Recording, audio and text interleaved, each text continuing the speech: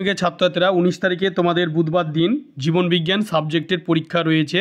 সেই পরীক্ষাতে 5 মার্কের প্রশ্নের জন্য যে প্রশ্নগুলি খুবই গুরুত্বপূর্ণ এবং যেগুলি আসার সম্ভাবনা রয়েছে সেইগুলি তোমরা দেখে নাও অধ্যায় ভিত্তিকভাবে। দেখতে পাচ্ছ মাধ্যমিক ফাইনাল সাজেশান জীবন বিজ্ঞান। তো প্রথমে আমরা 5 মার্কের জন্য পড়ব জীবনের যে প্রবাহমানতা অধ্যায়টি রয়েছে সেই অধ্যায় থেকে পড়ব আমরা। তো জীবনের প্রবাহমানতা অধ্যায়ে পার্থক্যগুলি যেগুলো আমাদের পড়তে হবে 5 মার্কের প্রশ্নে থাকে সেগুলি হলো যৌন জনন ও অযৌন জনন, ইউক্রোমাটিন ও হেটারোক্রোমাটিন, মাইটোসিস ও মিওসিস কোষ বিভাজন, ডিএনএ ও আরএনএ। এই পার্থক্যগুলি আমরা পড়ব। জীবনের প্রবন্ধ থেকে এই পাঠ্যগুলো আমাদেরকে পড়তে হবে, গুরুত্বপূর্ণ।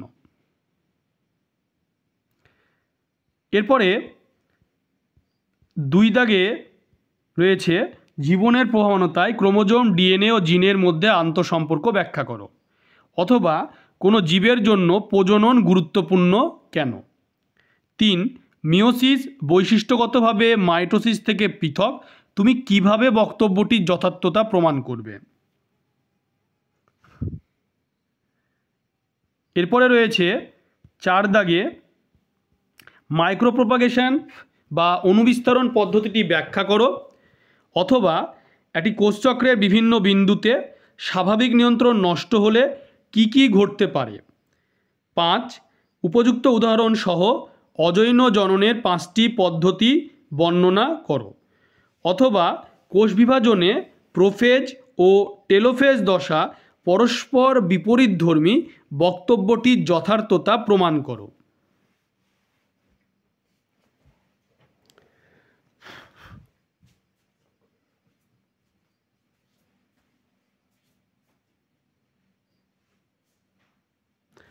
এরপরে রয়েছে প্রজাতির ক্রোমোজোম সংখ্যা ধ্রুবক রাখা ও জীবের মধ্যে প্রকরণকে উৎপত্তি, এই দুটি বিষয়ে মিওসিস কোষ বিভাজনের তাৎপর্য ব্যাখ্যা করো, অথবা মানব বিকাশের বার্ধক্য দশায় জ্ঞানেন্দ্রিয় ও অস্থির কী কী পরিবর্তন হয় তা তালিকাবদ্ধ করো।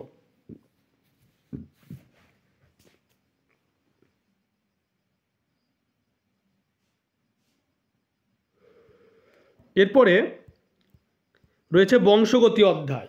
এই অধ্যায় থেকে আমরা পড়ব বিশুদ্ধ কালোবর্ণ ও অমসৃণ লোমযুক্ত একটি গিনিপিগের সঙ্গে বিশুদ্ধ সাদাবর্ণ ও মসৃণ লোমযুক্ত একটি গিনিপিগের সংকরায়ন ঘটালে দ্বিতীয় অপত্য বংশে সৃষ্ট অপত্যগুলোকে ফিনোটাইপ অনুপাত চেকারবোর্ডের সাহায্যে দেখাও, অথবা মেন্ডেলের সাফল্য লাভের 3টি কারণ লেখো।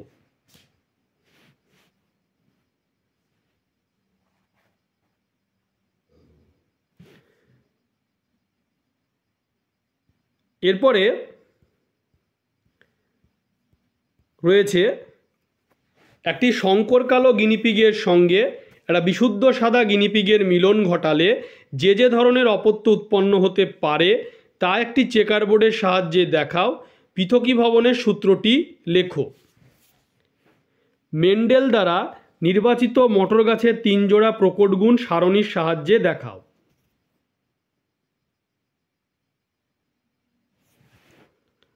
এরপরে রয়েছে বংশগতিতে পিতা ও মাতা উভয় যদি থ্যালাসেমিয়া রোগের বাহক হয় তবে তাদের সন্তানদের থ্যালাসেমিয়ার আক্রান্ত হওয়ার সম্ভাবনা কতখানি তা চেকারবোর্ডের মাধ্যমে দেখাও, অথবা থ্যালাসেমিয়া প্রতিরোধে জেনেটিক কাউন্সেলিংয়ের ভূমিকা লেখো।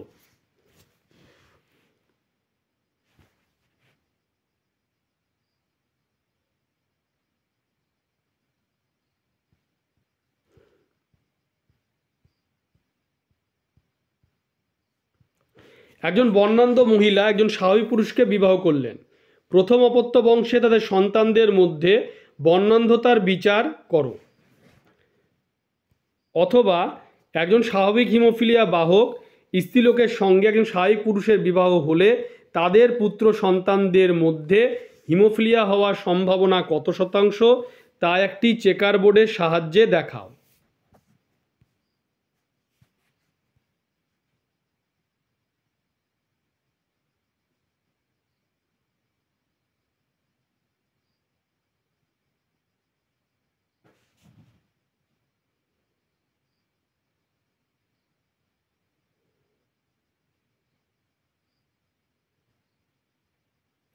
এরপরে অভিব্যক্তি থেকে পড়তে হবে, রেখাচিত্রের সাহায্যে জৈব অভিব্যক্তির মুখ্য ঘটনাবলীর ক্রমটি নির্মাণ করো, অথবা অভিব্যক্তির সাপেক্ষে ঘোড়ার জীবাশ্ম ঘটিত প্রমাণ সংক্ষেপে আলোচনা করো।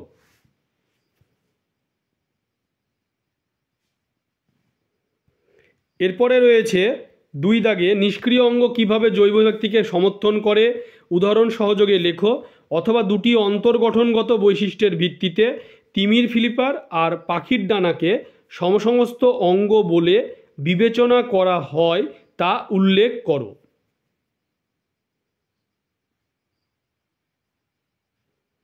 এরপরে রয়েছে যে ল্যামার্ক মতবাদের প্রতিপাদ্য বিষয়গুলি আলোচনা করো, অথবা ল্যামার্কের মতবাদ অনুযায়ী ব্যবহার ও অব্যবহারের সূত্র, অর্জিত গুণাবলীর বংশানুসরণ উপযুক্ত উদাহরণ সহ ব্যাখ্যা করো।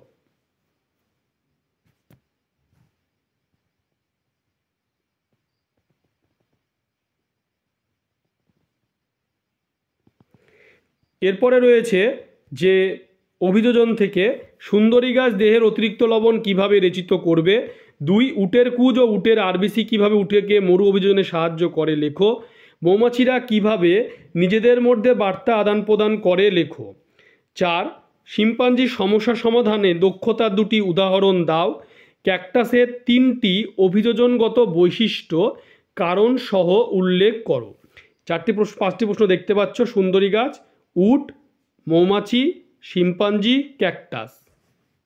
অভিযোজন থেকে পড়ছি আমরা।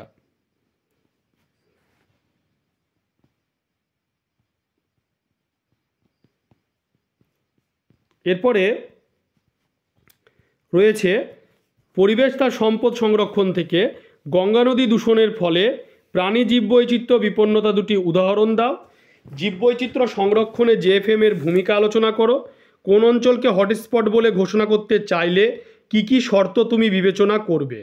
নাইট্রোজেন চক্র ব্যাহত হলে কি কি পরিবেশগত সমস্যার সৃষ্টি হয় তা বিশ্লেষণ করো। তাহলে গঙ্গা দূষণ, জীববৈচিত্র্যে জেএফএম, হটস্পট, নাইট্রোজেন চক্রের সঙ্গে পরিবেশের সমস্যার সম্পর্ক।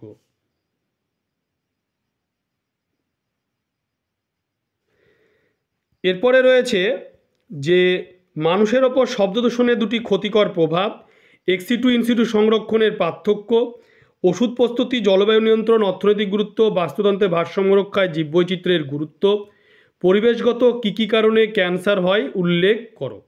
শব্দ দূষণ, এক্সিটু ইনসিটু আর জীববৈচিত্র্যের গুরুত্ব টপিকগুলির উপরে, আর ক্যান্সার পরিবেশগত কারণে কিভাবে হচ্ছে সেইটা।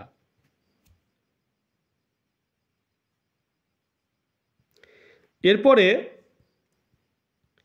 বহিরাগত প্রজাতির অনুপ্রবেশ কিভাবে স্থানীয় প্রজাতির বিলুপ্তি ঘটতে পারে উদাহরণ সহ আলোচনা করো। নাইট্রোজেন চক্রটি শব্দচিত্র বা রেখাচিত্রের সাহায্যে উপস্থাপিত করো। 11 নিম্নলিখিত দূষকগুলি পরিবেশ ও মানব স্বাস্থ্যে কী কী প্রভাব ফেলে তা মূল্যায়ন করো। অভঙ্গুর কীটনাশক, পরাগরেণু, ফসফেট ও নাইট্রেট সমৃদ্ধ রাসায়নিক সার, সিএফসি, স্বাস্থ্যকেন্দ্রে জীবাণু সমৃদ্ধ জীবাণু, আবর্জনা।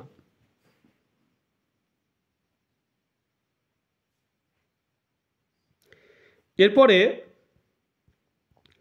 মানুষের লাগাম ছাড়া অনেক কাজই পরিবেশকে দূষিত করছে, এই সপক্ষে 2টি উদাহরণ দিয়ে সমর্থন করো উক্তিটিকে। বিশ্ব উষ্ণায়নের ফলে সমুদ্রের জলস্তরের উচ্চতা অধিক যদি বৃদ্ধি পায় তাহলে সুন্দরবনের মানুষ ও সেখানকার জীববৈচিত্র্যের কী কী সমস্যা দেখা দিতে পারে।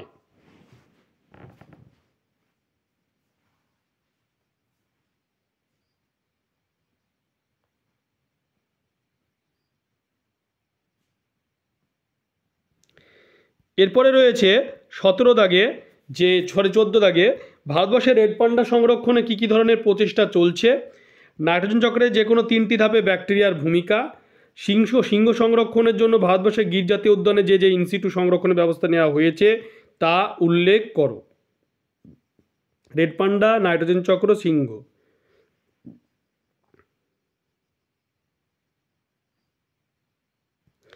এরপরে রয়েছে যে মিষ্টি জলের উৎসগুলি কিভাবে দূষিত হয়। ভারতীয় একশৃঙ্গ গন্ডারের সংখ্যা বাড়ানোর জন্য 2টি সংরক্ষণ সংক্রান্ত পদক্ষেপ প্রস্তাব করো। বাঘের সংখ্যা হ্রাসের কারণ কি। ভারতবর্ষে বাঘের সংখ্যা বৃদ্ধির জন্য কি কি ইনসিটু সংরক্ষণ উদ্যোগ নেওয়া হয়েছে তা লিপিবদ্ধ করো।